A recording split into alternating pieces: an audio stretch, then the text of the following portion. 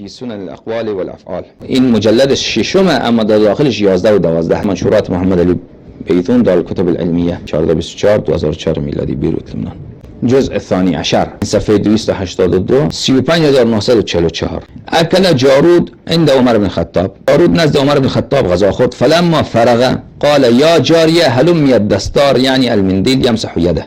وقتی که عمر غذای خود را تمام کرد، جارود گفت که به جاریه خود گفت، به کنیز خود گفت هلمی الدستار، زود بیار دستار را بیار، یعنی مندیل، مندیل یعنی دستمال بیار، یمسح یده که خلیفه دست خود پاک کند. فقال عمر امسح یدک باستک. است در زبان عربی نشیمنگاه را میگه دوستان عزیز. گفت دستمال چی میکنی؟ دستت بگیر در اون نشیمنگاه پاک بکن. دیگه دستمال چی رواجش کی آورده؟ بدعت، شرک. این از کرامات عمر و پاکی عمر.